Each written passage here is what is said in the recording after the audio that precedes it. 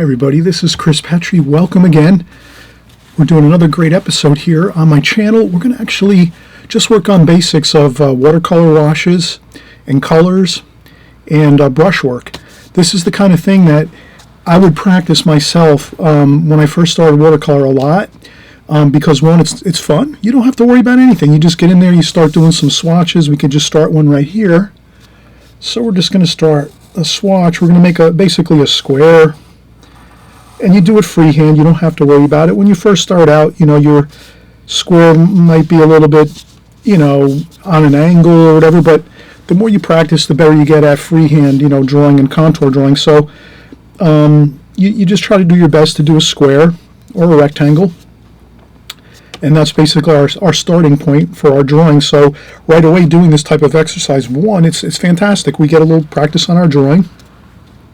And then we're going to move right over to a brush, and I'm going to just get a round travel brush, and these are the Charles Reed travel brushes, and these are great. They come in a 3-pack. They're fantastic. You can once the brush dries, you can just put the cap on like this. I always bring these with me whenever I go on vacation to do sketches and sketchbook work out, on vacation, or if I just go maybe for a weekend trip or something like that, or basically vacation, anything. I bring these with me. They're really handy. They protect your brush. So if you were to bring your brush out and put it in a bag or something, a lot of times the brush hairs get destroyed and all bent and everything. So this protects your brushes. When you can throw these in your pocket. You can throw them in a bag, a duffel bag, a suitcase, anything like that, pocketbook, whatever you have, you can throw these in. Once you close it, you can throw it, and it's got a little hole in the top which lets air in there, but you let this dry first, the brush hairs dry for as long as you can, and then you put it into the case. And then the case acts as a handle. Once you open it up, you push it on, and it's tight, and then you have your brush with your handle, and you're ready to go. So I like to use these. These are great. I have 2 or 3 sets of these. I like to buy a little bit extra when I have enough money saved, or if I have a birthday or Christmas time, I ask for a gift like this, and then my friends or my family, they can buy these on Amazon. You can get these on Amazon online. They're in art stores too as well. So we're going to do our first swatch here. Let's take a cool color. I like orange. Let's do an orange. So I'm just going to dip my brush into the orange, and then I just basically rest my hand on the paper. And then there's all kinds of variations of brush strokes you can use. So we'll start off with what I call a Z stroke. Basically you start on this end here, you go across like this, you stop short of the edge of this pencil line there, and then you come down like this, then you stop short again, and then you spin around your hand like this. So it's kind of a technical type of brush stroke. It kind of really helps you to practice swinging your brush around to get into different positionings to help you paint better. So the Z stroke is a really great stroke to practice. So you have the first part of the Z stroke is the Z. Then you go back in and you load up your brush with a little more paint, and then you can actually just do an upstroke like this on the side, like that. And then your last brush stroke, you can do a parallel brush stroke this way, and then maybe up a little bit. Then get really careful, spin your brush around, and then get your point nice and pointy on your brush.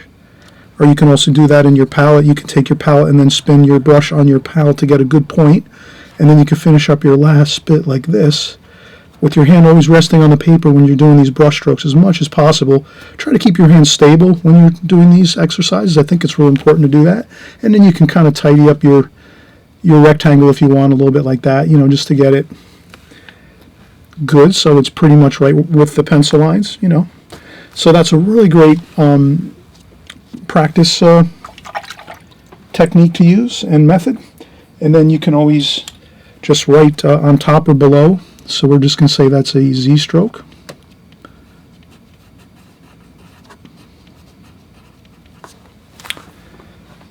And then you can even, if you wanted to, you can make the actual, you could maybe come over here and say, okay, how did I make that Z stroke? Or how did Chris show me how to do the Z stroke here? You could do very simply, you can go like this, and then make a series of smaller squares like this. Maybe make like 4 or 5 of them. Let's make 4 to start with. I think 4 should be good. And we'll go this way. We'll make them smaller. Let's start off with 3. So we see we have 3 here. And I hope you can see that. Let me use a darker pencil line maybe, so we can kind of see these a little better. So I'm making smaller squares, or rectangles work too. And we're going to kind of do the Z-stroke step by step. So I know I'm going to need more than this here. So let's do 4. At least 4. And then let's get our orange. And let's do this. This is the first portion of the... Get some more paint out on the palette here. And I'm not using too much water, you can see, but you can make these with a lot of water. But you can see how using a little thicker paint is going to help us to see here on the video. That's why I'm using a little thicker paint. So that's the first part of the Z-stroke this way. Then we're going to go this way.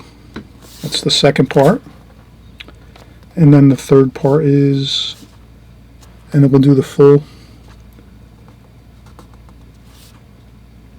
like this. Okay, we're going to need one more, I think. So we'll do this. 1, 2, 3, 4. And that should be good. And then, so that's 1, 2, 3, 4. I'll get some more orange, cadmium orange, one of my favorite colors. And we'll do this. 1, 2, 3. And then there. And then the final one is here. And then there. So what we'll do is we'll let this dry. I'll take a quick break and we'll let this dry. I can use the blow dryer and blow dry this off quick. And then we'll draw over the top of these step-by-step diagrams of the Z-stroke. So we can put some pencil lines on there to kind of show the succession of each stroke and how it leads to the next. And then you finally get to your completed swatch here, color swatch, like this one here that we did. So this is a great thing, and this is the really awesome thing about this is once you do this and you put it on a piece of nice watercolor paper and you write all this out and kind of do this diagram, I'm hoping you're really going to do this because it's really going to be great. You can put this in a folder and then refer back to it when you say, oh, I want to practice some brush strokes. A couple months from now you might say, oh, I want to practice that brush stroke again, a brush stroke video Chris did. And then you can just grab your paper out of your folder that you keep with you nearby, your art supplies, or maybe in a drawer in your house somewhere. You might have like a little station you set up where you put all your art stuff. That's really helpful to keep all your art supplies and gear all in one spot all the time if you can. This way you don't kind of have stuff here, there, and everywhere. And then when you go to paint, you're taking like a half an hour to find everything.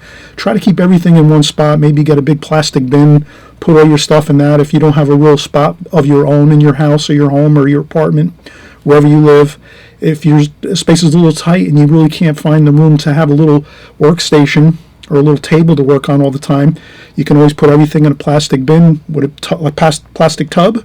Put the lid on it when you're done painting for your session.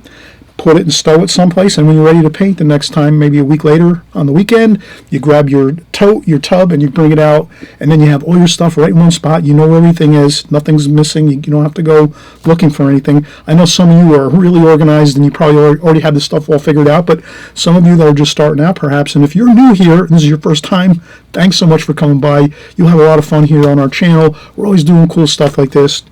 Little practice, exercises, along with our regular videos where we're doing painting. So you're going to get the practice, let's say the scales if you're a musician. You got to practice your scales first and then, warm up with those. Then you get in and you do your song.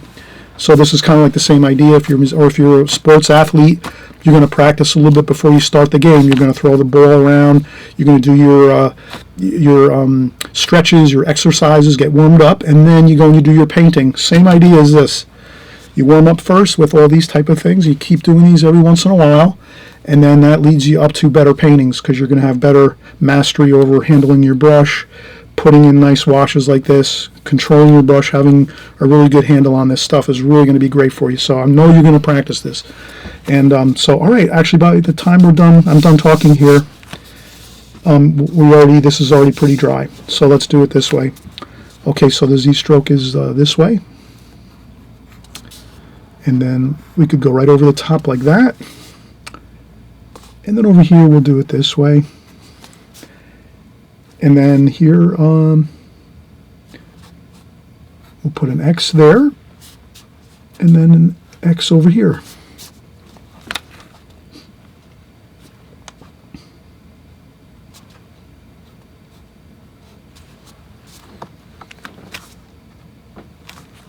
And there you have it.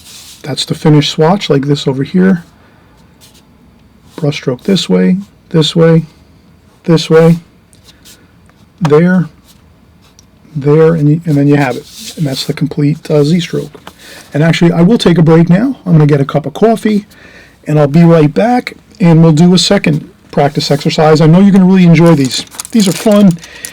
No stress. This is the fun part of watercolor. Sometimes it's a little stressful doing a finished painting, you know. I get the same way, you know, when I'm starting to do like a finished painting or something, and I get a little bit like, you know, shaky and like, oh my God, I hope this goes good, or, you know, whatever I'm thinking in my mind is like, I feel like I can do it, but there's always that little bit of hesitation I think all of us watercolor artists have. When you go in to do a really nice finished painting, let's say, you're always going to have that little thing in the back of your mind, is this going to go well? And you know what I'm saying, because as watercolor artists, watercolor's not easy. You know, you can have a lot of paintings go wrong in the beginning. So if you have a lot of, you know, if you're having issues once in a while, or even a lot, don't worry about it. When you're first starting out in watercolor, it takes a good amount of time. You got to keep working at it. Don't get frustrated. You get a lousy painting, turn the paper over on the other side and start a new painting. That's all you have to do. But always finish out your painting. I always say that to everybody. Finish out your painting, no matter how bad it might look in the beginning, and you say, oh, it's never going to turn out good. Just keep working through the process and get to the end of it, and then step back and look at it and go, oh, yeah, it doesn't look all that bad, actually. So I know you're going to sort of go through all these milestones as you go as a watercolor artist. One of them is, you know, like I said, you know, when you have issues, you just finish your painting out and then you start another one. And you don't worry about it, because in the beginning, especially if you're just starting out for the first year or two, you know, it's not going to be easy. You know, you have your hurdles you have to get over. But this is part of getting over those hurdles, being aware of brush strokes, handling the brush, being able to get those swatches in nicely with not too much of a problem, handling that brush point to get your little areas filled in there. And I still have to work on it myself. I need to sometimes practice to get back into my brush work. Sometimes I get rusty on it too. All right, we'll do another swatch here, a different style swatch next. And I hope you'll stick with us here and keep practicing these, and we'll have a fun time together. So let me just take a quick break and I'll be right back. All right, we're getting back into our color swatches here, brushwork, a little bit of drawing skills here, doing some squares with our pencil.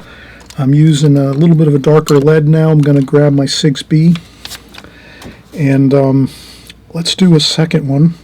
So we're going to do the same idea. Let's do, again, we'll do a square or a rectangle, like that. And let's start out with that. And we might do some additional squares to the right. Depends on what kind of stroke we're going to do. I think we will. Yeah, actually, we're going to actually do somewhat of what we just did. So let's go with at least the same amount of squares. So I'm just doing squares going across the page. Just like this up here, I want to get the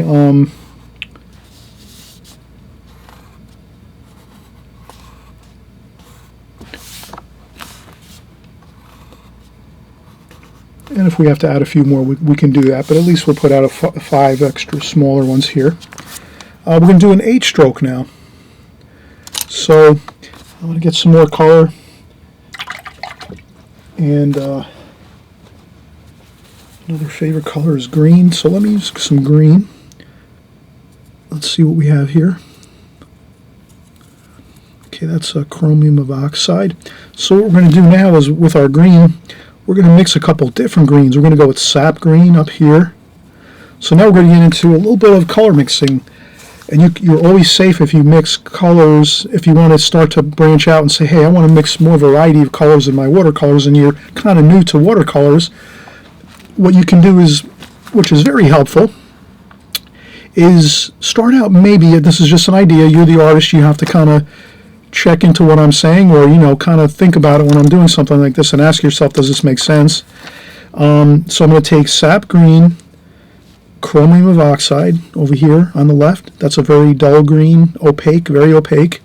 And then I'm going to rinse off my brush, and I have a paper towel here to dry off some of the water. And then I'm going to go in and maybe do some olive green. Olive green's a little more warmer. It's got a little more gold or yellow in it than these two greens, which are a little cooler, more toward the blue side. But you can kind of see how I have 3 different greens on here. And I think that is kind of, so we have the sap green, chromium of oxide over here, and then we have some olive green here. So we have a little bit of a mixture of greens. And I think that looks really good. Let's try to take these, and we'll do this swatch here, our H stroke, and we'll mix all these 3 greens together as we go. And I think it'll make a more interesting green wash other than just going in with one green. So again, it always is helpful if you want to start branching out and mixing more colors. You're very safe if you stick with, let's say, just one color family, so green. If you stick with all greens, you'll get a nice variety of greens here with these 3 greens. Again, sap green, chromium of oxide, and olive green. You mix all these 3 together, though, sort of like separately in the palette, you'll notice that it will look a little more interesting on your paper. So we're going to do the H stroke. So let's do the first stroke for the H stroke, 1 downstroke like this. Then we'll pick up some more in mixture like this, and we'll do 1 up this way. So we're going to go 1 down, 1 up like that. And we're going to get a little more paint. Again, mix all 3 of those together. Just pick them up. You don't have to really mix them. Just pick them up a little bit here and there. And then the middle one is like this. So now we have 1 down, 1 upwards brush stroke. And notice I'm not going right to the edge where the pencil line is. I'm trying to stop short of the pencil line. And I have to move quick here too. I'm trying to mention that as I go. I want to try to move quick so I can get everything mixed. The goal is to do it really quick once you get used to the pattern. You do this really fast, you'll get it all in on all in at one time pretty much quickly, and it'll look very much like a really nice wash, everything all blending together. Mine's are already starting to dry because I'm talking and I'm explaining what I'm doing, but if I do another one down here below, you'll see what I'm saying. So you can kind of see if I'm going slow here, and that's the thing with brushwork, you have to try to get your speed up quickly, or you have to try to work on getting quicker with your brush strokes and your brushwork, because when you stop and hesitate and you have to think about it, your watercolor washes start to dry, and then you get those funny looking dry spots, which is happening right now. So I'm kind of explaining, and you'll kind of see as we go. So all right, I got my downstroke, upstroke, across, that's the H. Then we pick up more paint, and we'll do 1 across the top here, like that. And we'll pick up a little more paint again. Spin around this way, make sure this is dry, don't lean into the wet paint. If that's wet, you gotta blow dry it or let it dry. Then you swing around your brush, take your arm and swing your arm all the way around, and then go like this, like that. Now the final thing would just be to get some more paint, roll your brush around with your hand, kind of spin your brush back and forth like this, so that the point, you can kind of see the points. You can twirl your brush and you get that point going. And then you can go in and just do your final brush touch-ups along the edges of your border where your pencil line is. And there you go. Perfect. It's not perfect, but it looks pretty good. And it didn't dry too much on us. It kind of gave us some time. Okay, so that's another swatch using the H stroke. Let's rinse off our brush. I'm using plenty of fresh, clean water, and I'm actually going to just empty my water now and add more fresh, clean, crystal clear water. And then we're back to painting, but first let's use our pencil line here and let's call this the H stroke.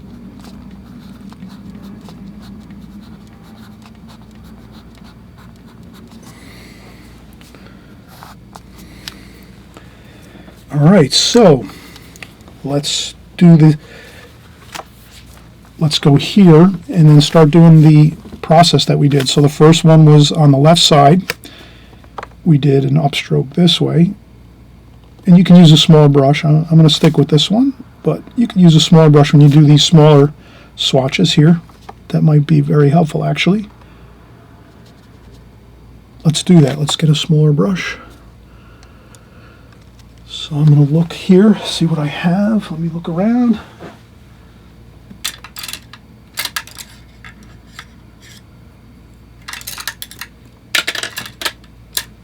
And then I have my number 6 Charles Reed travel brush here. And I'll pick up those colors again. I think I have enough colors there. Still mixing pretty well, looking good. Maybe we'll get a little more out there. Sap green, chromium of oxide over here, and some olive green there. Kind of mix them all a little bit, not too much. So we did the downstroke. Now we're going to do this downstroke here, so we're kind of building the, and then this is the upstroke here, like so, like that.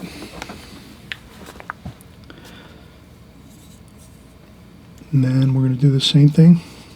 So I spin my hand around like this as if I'm writing, if I'm doing some script writing or if I'm printing, just as if you're writing or something, if you're writing in a diary or you're writing a letter or doing some bills and writing out some checks or whatever it is, you're holding your brush the same way. Your hand's resting on the paper and you're just pushing your brush down on the paper and then just sliding it down and stopping a little short of the pencil line.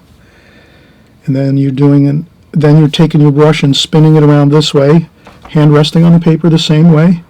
You're just spinning your brush around the opposite direction and doing an upstroke like this. That's the upstroke, like this. Then we'll get some more paint, and we're going to do a parallel stroke. You can either do it this way, or you can even do it this way too.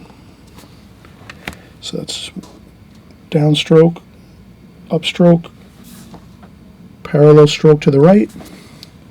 Then we do, and then we're going to do the same thing. Downstroke this way as if you're writing on a piece of paper, script or print. Then here you spin your brush around, hand resting on the paper, your palm of your hand's on the paper, and then you're going up this way. And then here you can just take your brush and you're having it in this direction, hand resting on paper firmly. You have your stable hand always resting on the paper when you're painting, and then you go this way. Then you have your H, and then the next one is going to be like this, like this, like this, and then that's the next one. And then we have one more, actually two more, but we're just going to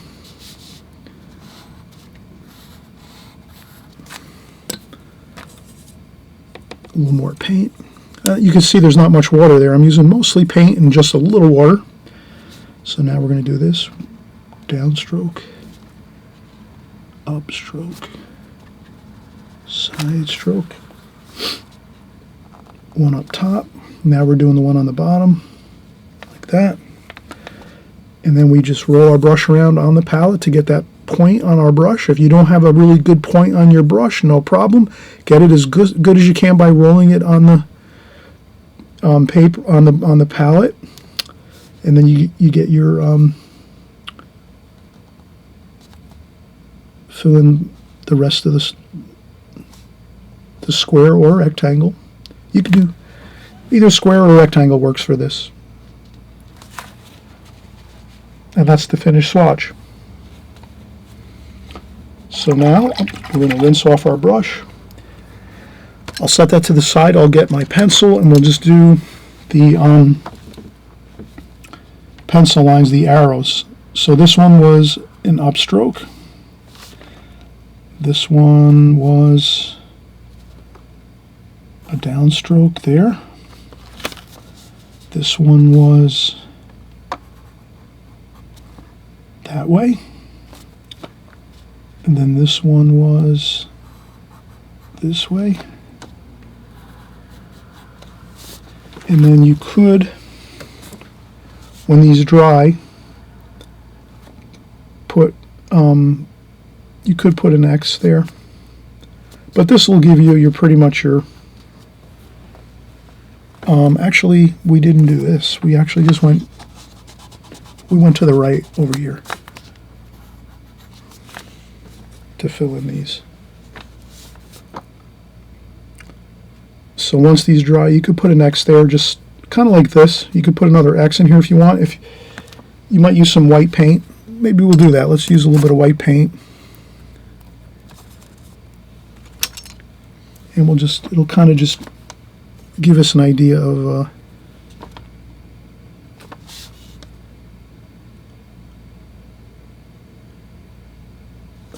little bit too wet. I should have let that dry, but you get the idea. That's watercolor. It doesn't always do what you want it to do, and you just have to work with it, basically. All right, so 2 swatches, the Z stroke, the H stroke. These are brushwork exercises, painting exercises that are going to help your brushwork tremendously. If you practice these a lot, then you're going to be tremendously at an advantage. The goal of this would be to have your brushwork almost like on autopilot, so you're not thinking about it at all. So once you learn these exercises and you do them all the time, eventually you don't have to do them anymore. It'll be like you won't even have to think about it.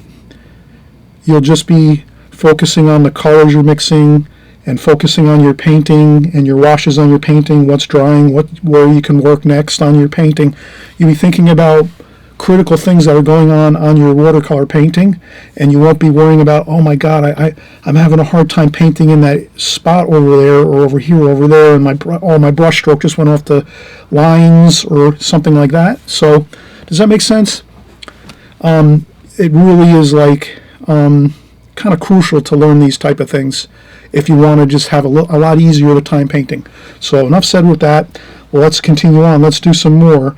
But I think we need a new sheet of paper here, so I'm going to take this one and flip it over, and we'll do some more. We'll do 2 more exercises. And I hope you're enjoying these. I'm enjoying this a lot too myself. It's real fun, and there's no stress pretty much with this. Okay? All right, so I'll be right back again. I'll take another break, and we'll get started on another few exercises.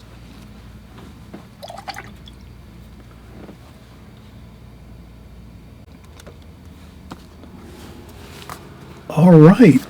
We're getting back into it here, everybody. Thanks for coming by and sticking with us on this video. And brushwork is really fun to practice. Swatches, colors, mixing, but really the brushwork is the key. We're going to use, this is a brush I've had for maybe 10 or more years, probably 15 years I had this. I had this brush when I first started. I bought this at the local art store, and it's a number 12 Pearl. It's a pure red sable brush. It's got some nice spring to it. And you're going to see how this kind of a spring to a brush can be really helpful. I'm not sure if all my brushes that I have over here on the left will spring as good as this. They probably all would, but this is an old favorite of mine. I have this brush. I don't know. We all have those like favorite brushes you've had forever, and you like to kind of just pick them up once in a while and use them. And I remember I used to practice years ago doing like swirling techniques like this. So let's try that. These are a little more technical, a little more difficult, but you'll get the hang of it. You just have to practice it. That's all it is. So let's clean up the palette a little bit. So I usually get my spritzer bottle and I just spritz on the palette like that. Add a little more spritz to the paints. If they're drying out a little bit, I add some spritz to that. And I just take my paper towel and just tidy up the palette a little bit. We're going to work with some new colors, so I'm going to lift these up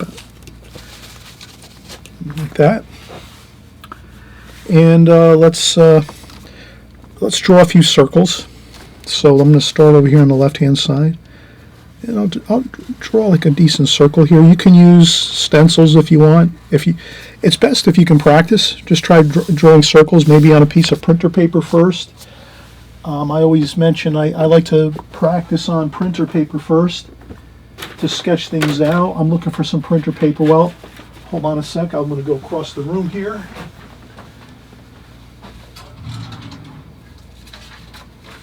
Okay. So I just want to cross the studio here. So if you have your printer paper here, before you do your final exercise on your watercolor paper, you can maybe just start out and do some circles, practice some circles on some printer paper just to kind of get used to it. Maybe, I guess I use the basic technique I was saying before, keeping the hand resting on the paper. And then I'm just starting out like I'm writing, like if I'm just writing my name, I just keep the pencil on the paper like that and just kind of slide my hand around a little bit if I have to get the circle. Smaller circles are a little bit easier. You don't have to really slide your hand any to do a smaller circle. You don't have to slide your hand on the paper, but if you do, and I always tape my paper down onto the working surface, so if I have a board here, a working board with some paper on top, some construction paper, so that it's a nice clean look to it, and then I have my watercolor paper on top of that taped down. But I always tape down whatever I'm working on, whether it's printer paper or watercolor paper. I always have it taped down at least in like three spots. 1, 2, 3, or usually all 4. 1, 2, 3, and 4. And if I'm doing a painting, I'll probably tape the whole perimeter of my paper. But this is just printer paper, and I'm just kind of making a quick note that you can practice some circles on your paper, printer paper. You get them going, you have some fun, you do some bit larger ones like that. They're not perfect, but, and then if you have to, or if you want to, there's stencils out there you can purchase. If you want to make them just perfect, you can do that too. And once in a while when you do a painting, you might want to have a stencil. Let me see if I have a stencil.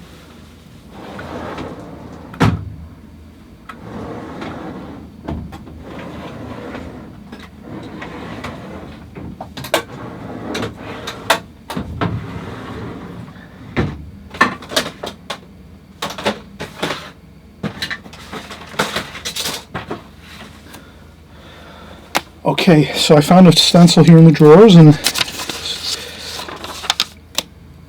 these are good. Sometimes you might need to do a couple, I don't know, maybe someone hires you to do a painting for them and they want a certain look to it, and they give you some subject matter to do for your, maybe a painting they need done for a special occasion or something customized, and sometimes you might need to use a stencil, and they make them all different sizes. These tend to be toward the smaller size, but you can use something like this.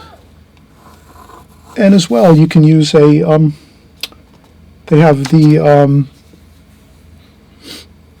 protractors, which are, one side has a needle and the other side you can clip a pencil into it like this. So you can clip a pencil in this side like that.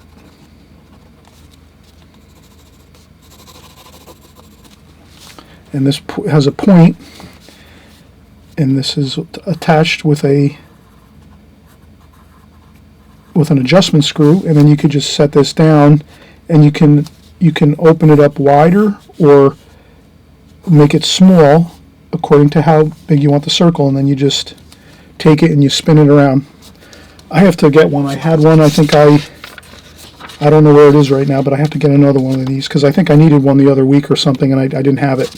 But I have to get another one of these. But these are great too. So you can use this to draw like actually a perfect circle. You just you set your needle point down onto the paper for the center of the circle, and then you set your pencil into the instrument, and then you can draw a perfect circle like that when you spin your instrument around. So you can use a protractor, you can use stencils, or you can do it freehand. Sometimes you might need some stencils or a protractor. So we just started our first swatch there, circle, and we're going to try to do some swirling techniques here. So let's go in with some French ultramarine blue, and let's add some burnt umber. So let's kind of mix a nice dark like that. I don't overmix. I like to leave the two colors like that, so they're not really homogenized too much, but just mixed a little tiny bit. And then let's see how we can do this, if we can swirl. So the swirling technique is basically you can just set your brush down, rest your hand on the paper, set your brush down, and then what you have to do is you have to kind of take the brush and carefully try to trace around while you're turning the brush in a clockwise fashion like this, like that. And that's pretty much how to do it. It's not perfect, and I haven't practiced this in a while. That's why I need to practice these, so probably good that I'm practicing them right now. Let's try another one. And again, I'll do another circle. I'll rinse off the brush. Maybe we'll do another color combination. We'll go right next to this one's burnt sienna and maybe burnt sienna and raw umber.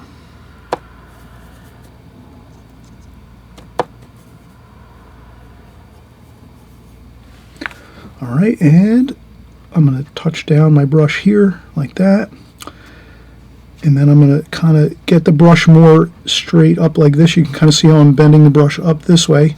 And then now the thing is, I'm trying to move the brush to the left and actually let's go clockwise. Clockwise is easier. Clockwise. Now while I'm moving the brush, I'm also spinning it with my hand like this, like that. And my hand is still resting on the paper the whole time.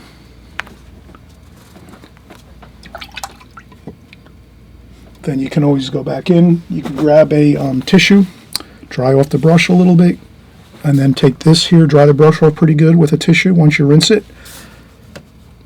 Get some paint, twirl your brush, and then you can get right to the edge real nice like that. And do the same thing here and up here, so you can get right to the edge if you want to get, you don't have to be perfect about it, but that looks pretty good. Like that. Okay. Let's do another color combination. Let's go with red, Alizarin Crimson. And this, I need to add more Alizarin Crimson to my palette. I like to have really fresh, soft paint in there. This is pretty good. It's all right. It'll work for this, but it should be a little softer than this. I'm having to kind of struggle to get the straight paint out on the palette, but that's not too bad. So let's do some Alizarin Crimson and cadmium red. So we're using 2 reds. Maybe we'll use one more red. Let's use the rose madder too as well. So there we have 3 reds. Again, we're sticking with our color mixtures, but staying in the same hue. Alizarin Crimson, rose madder, cadmium red, all reds. And let's go in and let's do maybe something a little larger. See if we can, let's go in and we'll do the same thing. We're going to go clockwise. So maybe we start at like here about 9 o'clock, 10 o'clock area on the, if it's a clock or a watch, and then we just start spinning our brush around. And since this is a larger circle, I'm sort of lifting up a little more. I think I'm sort of not with my hand resting on the paper now. I'm sort of higher up because it's kind of a larger, I'll use my pinky. So I'll use my pinky, rest my pinky on the paper, and see if I can do it that way. And then just try to spin the brush all the way around, 360s, like that. And then pick up some more paint, twirl the paint to get a good point on the brushes if you can. This brush is a little weary. It doesn't have a good point, but it's still enough that we can fill in the last bit of space along our pencil drawing. And there we have it. Okay, so we did 3. Let's do some more. And let's use a smaller brush now. Maybe I'll use my Raphael, number 6. So I have another brush. I'm going to empty my water. We've mixed a couple different colors here. Let's get some fresh water in there. My water bucket was getting really muddy looking with colors, so let's get a little more fresh, clean, crystal clear water, and then we're going to go in. Let's do some yellow. Here we have cadmium yellow. Let's clean up the palette a little bit. Paper towel, then I dampen the paper towel with a little bit of water. And I just try to lift up all that paint. Try not to, I try to conserve on paint too, but no sense making a lot of muddy looking colors. And let's go with, this is not, let's do another. Let's do a couple smaller ones, like that. So we'll do some variety. Let's again mix same hues.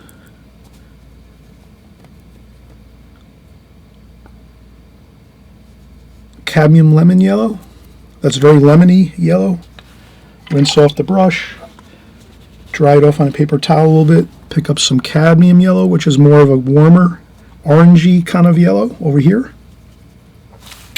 And then let's use all the same hue, pretty much in the yellow and golds. And this is our yellow ochre. So now we can take these and kind of just do that. Mix them up a touch. And let's go in and do this. Start it around 9-10 and then spin the brush around, and as you're going around try to also spin the brush itself, twirl it like that, and there we go. We pick up a little more paint and we can just, and there we have it. Okay, let's do a few more now. Let's see if I can. Again, I'll dampen the.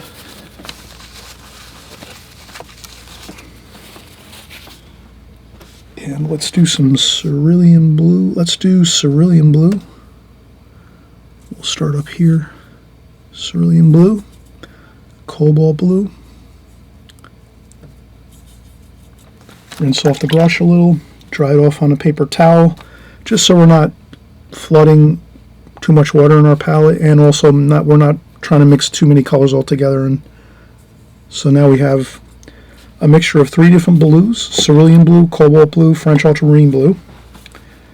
And we'll try these, and we'll take these and kind of just pick up a little bit of all of them. And we'll do this. Again, we'll start here now. You can kind of see this is a tighter area, so it's a little more difficult, but I'm going to try to do it. I think I'm going to lift up and take my hand off the paper and just do it from holding the brush up above. So you can kind of see if I've taken my hand and lifted it up off the paper. It's a little easier. Maybe I can use my pinky. That might be better yet. Use my pinky and then rest my pinky on the paper. See if I can do it that way. And that works a little better, and I spin it around that way. So yeah, that does work a little better. I use my pinky as a stabilizer on the paper versus holding it down like this. If you're doing a larger circle or larger area like this, you could leave your hand resting on the paper. It would be okay. But once you get to these smaller spheres or circles, it might be a little tougher to do it that way. And let's try another one. Let's try purple, and then blue, French ultramarine blue and purple.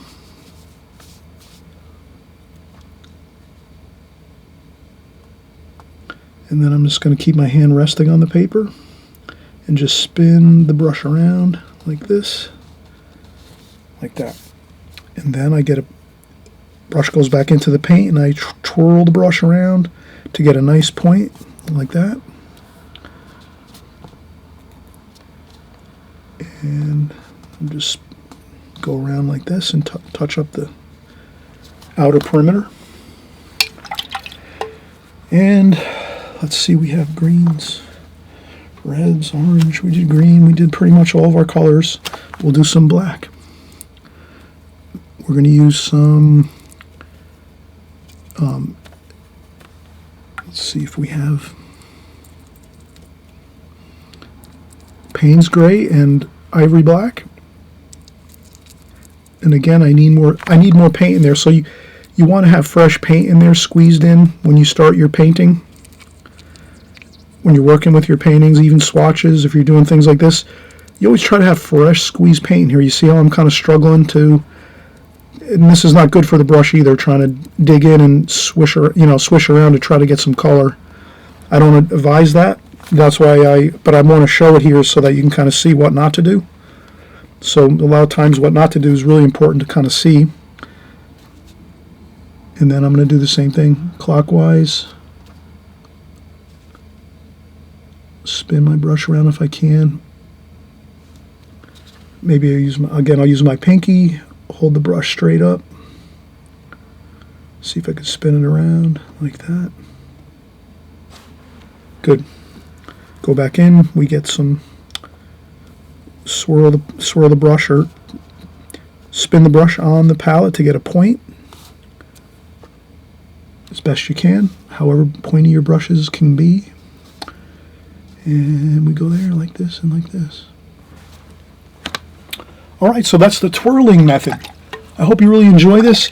We're going to do one more. We're going to take the rest of this paper and fill it in with some more interesting brush strokes, but more simple ones, just to finish out. We did a lot of hard work so far, and this has been the toughest of them all. This takes a lot of time. You can practice with you could have your brush with you anytime. You can bring maybe like a brush you don't use all that much. You can bring it with you and keep it with you, and then once in a while, if you're bored, you can take it out and just practice spinning it around like so.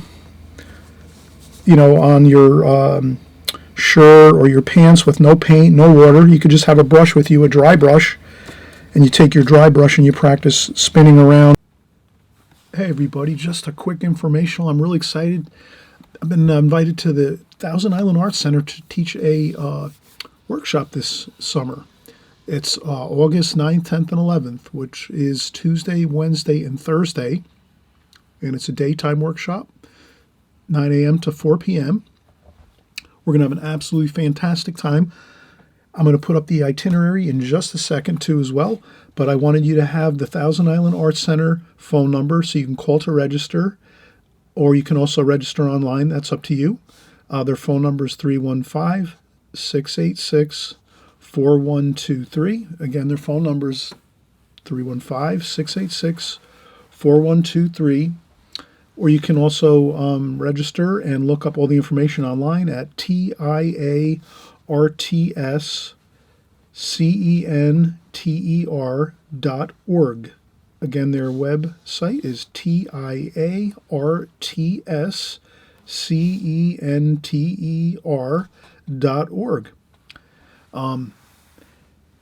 I'll put the itinerary up here so you can I'll scroll it. I'm not going to read it. I'll just kind of scroll it up so you can kind of see the class description. And you can look this up online too. I encourage everybody to look for the brochure. If you go to the website, you'll see a brochure button. You click on that brochure button, you'll see my course, as well as other courses if you can't happen to make these dates, but you still want to take a watercolor class or watercolor course and workshop. And there's also an online course for watercolor artists. So if you're interested in doing online watercolor courses, they have those as well. That's something this is a great resource, everyone, for your watercolor art. I know some of you mentioned that you wanted to inquire about online art and watercolor painting classes. I'm not doing them right now. I'm really looking forward to maybe in the future doing some online courses, but right now I'm just not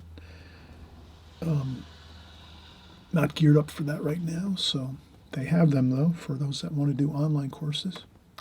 But just a great resource, and beautiful historic area, beautiful scenery, water and boats everywhere, beautiful architecture, shopping. There's museums. So that's the itinerary. And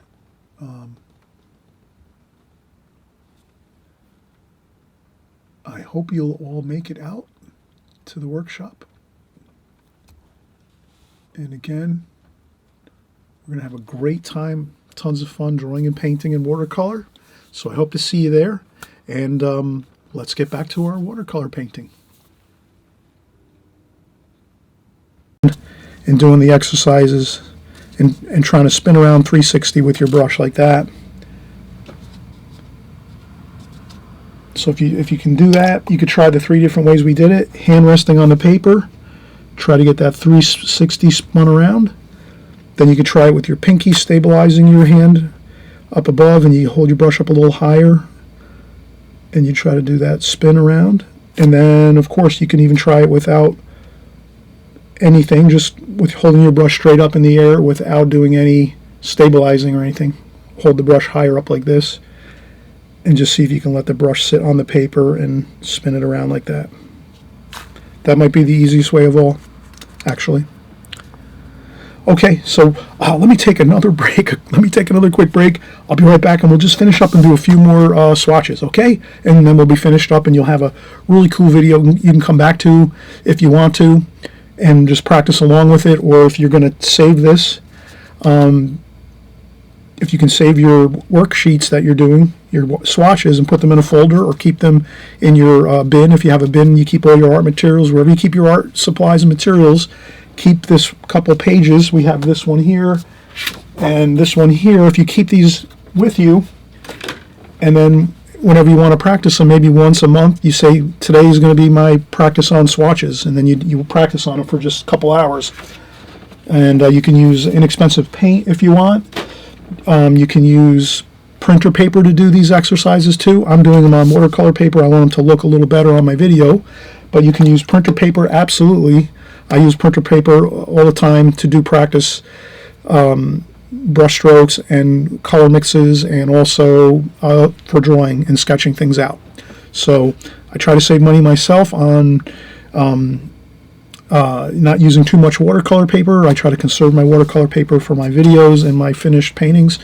And all right, I'm going to be right back, and we'll just finish up with a few more swatches. All right, so we're getting back into our swatches here, and we're going to use actually a mop brush now. So you can use all different kinds of brushes with these exercises as well too. So if you have any brushes in your mix that you might use, you can use flat brushes and filbert brushes. You can use I'm going to use a mop brush now to do some swatches. So the more brushes you can kind of incorporate into your you know, in the beginning you might just start off with a few brushes, like a couple round brushes and a flat brush or a square brush. And then maybe you'll, after a while, you're painting with those and you're really comfortable with them. Then you grab another brush and you get the feel for a new brush. You just buy like a mop brush and you say, I'm going to get a mop brush and start working with that, doing some exercises with the mop brush. So you can use your mop brush, use the same techniques with this brush, with circles and squares and doing the Z strokes and H strokes, you know, practicing. And we'll do some parallel and vertical strokes here with our mop brush. The only thing different here is mop brushes are more or less, usually you're using a little more water and a little more paint with mop brushes, probably for larger paintings. So a lot of times you'll see artists, when they do really large paintings, they're going to tend to use mop brushes a little more, and these come in all different sizes. I have 4 or 5 or 6 from Alvaro Castagnet's website. He has great mop brushes. They last forever. They really beautiful brushes. I bought these many years ago and they still look perfect. So I have like maybe 5 actually or 6 of these mop brushes, and these are great. So you can, if you're using a large paper, let's say like an 18 by 24 or 24 by 36 paper size painting, then mop brushes really help a lot because they hold a ton of water. This is squirrel hair. Squirrel hair holds a lot of water, so when you mix washes, you'd have larger palettes when you're going to work with maybe a larger painting. So you just figure it that way. If you're doing a larger painting, you're going to have maybe a palette that's going to hold more water and more liquid. It doesn't have to necessarily be larger, but the wells have to be deeper and you need to be able to mix more water. That's just a little tidbit of information, but that always helps. And so we're going to try these here. I'll just use this one for now. But they do come in all different sizes, and so we're gonna mix more water. So I'm gonna actually, like here, I'm just gonna take my water bucket and just really load in a lot of water into my palette, because we're using the mop brush, and that picks up a lot of water, and that's what we want to do here on this. So I'm gonna add quite a bit of water to my my palette, and then I can just go right in and we'll get some French ultramarine blue over here. And then we'll get some burnt sienna over here in this center one. And then I'll rinse off my brush. And then we'll do, let's see, we have blue, red. Maybe we'll go with green. Let's go with some Viridian. Now my Viridian is a little bit, actually that's working pretty good. That looks good, so that's pretty soft. My Viridian. Okay, so we're going to do that. So you can see I have a lot of water in there, and that's the key. A lot of water, a lot of, a decent amount of paint. And then we're going to do the first strokes we're going to do. Let's put a little arrow this way. We're going to do some vertical down strokes. So let's try this. So we just, and with this, let's try not resting our hand on the paper. Let's try holding our brush up high. So we're holding our brush at the end of the brush, very, very end of the brush here. So we're not going to rest our hand on the paper this time. For this mop brush, we're thinking maybe if we're working with a larger paper and a larger painting, we're going to use this mop brush, which holds a lot of water and a lot of paint, and we're going to hold the brush up high like this. So I'm not resting my hand on the paper anymore. Now I'm going up this way, and then we're going to do this, and then we're going to take our brush and just let it rest on the paper, almost as it's, you see how it's almost on its own. The brush is just sitting on the paper, and then we just go on like this. There we go. That's a vertical downstroke like that, and we can get some more like this. Then you can shape it maybe in a rectangular fashion and go on up like this, and you can kind of just go around in a rectangular shape with your brush, just the tip of your brush now, and then you have a really beautiful rectangle with lots of water, lots of paint. And then if you have an issue on the bottom of your painting, take a little bit of paper towel and just take the paper towel and then just touch it to the puddle down at the bottom like that, and that's it. All right, perfect. Let's try a upstroke here, vertical upstroke. We're going to use the green and the burnt sienna like that. So now we're going to do the same thing. We're going to start at the bottom, hold the brush up real high like this, and then just go upwards.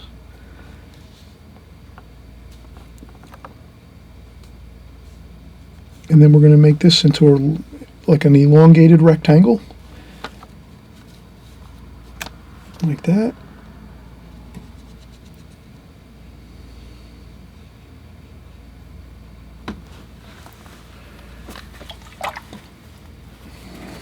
That looks fine. And let's do another one. Let's take purple and blue, mix it like this, and then we're going to do a thinner line. Let's do a thin line over here. Hold it again. I'm going to hold the brush up real high. I'm not going to rest my hand on the paper whatsoever. Usually when you paint like this, it's not going to be as accurate. It'll be a little less accurate, you know, until you really get the feel for it. So we're doing a downstroke now like this. Perfect. And this is all just about practicing your brushes and your brush strokes and using different brushes so you can get the feel for different brushes. You might wind up saying, oh, you know what? I like the mop brush the best. I want to use this one more when I'm doing my paintings, and that's fine. It's similar to the round brush, very similar to a round brush, except it's, again, usually it's made of squirrel hair, which holds a lot more water. It's natural hair, and it's usually a little larger than like a round brush usually. So they come in larger sizes, I should say. Okay, now we're going to, let's take our paper towel. I went a little bit overboard with mixing a little too much. I don't like to do that. Okay.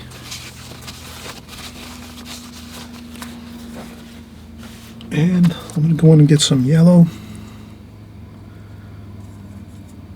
Cadmium yellow, cadmium lemon yellow, maybe a little bit of cadmium red mixed in there,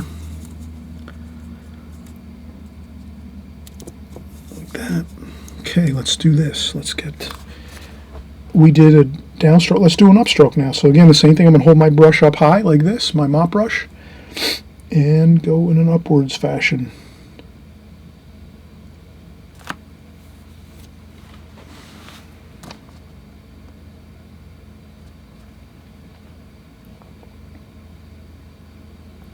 There we go. And let's try one more, even thinner yet. Let's do cobalt blue. Let's call it cobalt and French ultramarine. We already did that. Let's do green. So we're going to use sap green, olive green. Let's do that. You can see not tremendous amount of water, a lot of paint though, right? You can kind of see that's quite a bit of paint in there. This way it looks really good. You can kind of really see the color. So let's do this one. Let's again hold it up high like so. I'm kind of out of the picture frame here, but we'll just do a quick downstroke like that. And then let's do some parallel strokes this way. Let's go with some Alizarin Crimson and Rose Madder. And we'll do some parallel strokes to the right and to the left. So let's do that. Let's get some Alizarin Crimson, Rose Madder. And let's take our brush here, and then again we're holding it up high on the brush up here. Normally we mostly 90% of the time we're always painting with the brush like this with our hand on the paper, but now we're trying a mop brush and seeing how it feels holding the brush above the paper and not our hand resting on the paper. So it's a little more awkward at first, but it'll, you know, more practice, you'll get better at it, and then you just go across this way. And then we have a parallel brush stroke going to the right. Then let's get some green mixed in with that.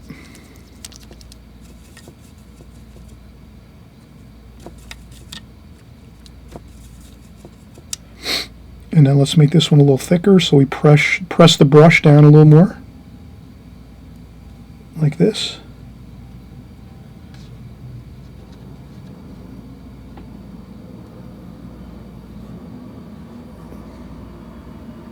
There we go. And let's do one more.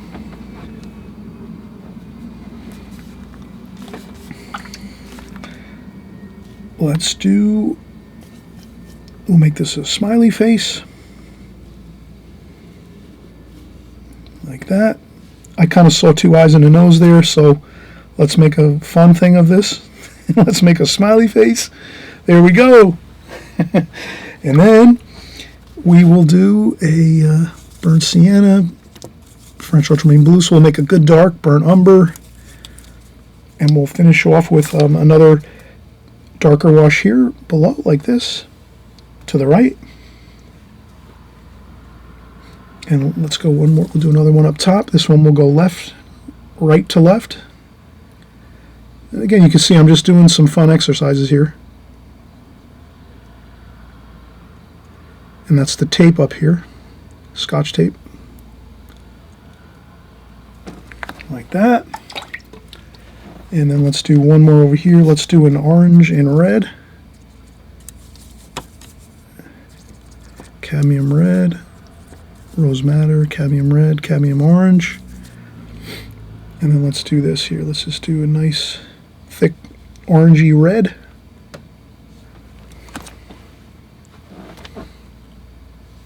Like that. So you can see, you can do this again on printer paper. You can buy large sheets of very, very thin, smooth paper. That's very inexpensive, again, to practice your brush strokes, especially if you're going to start practicing with a mop brush. Probably you can buy some large sheets, pads of paper that are, doesn't have to be watercolor paper. It could be thin, like drawing paper, just regular sketching and drawing paper, where it's thin and it's smooth, so it won't rough up your brush too much. Thin, smooth paper, and then you can do these exercises on that. I've done these exercises on newspaper, actually. So you find out whatever works for you, and that works for me too. As long as you're happy, I'm going to be happy too. I'm glad you're working with your watercolors and getting better. These exercises are absolutely going to help you. We did all kinds of fun exercises in this video, swatches, and we used different brushes, round brushes, and we used Mop Brush here.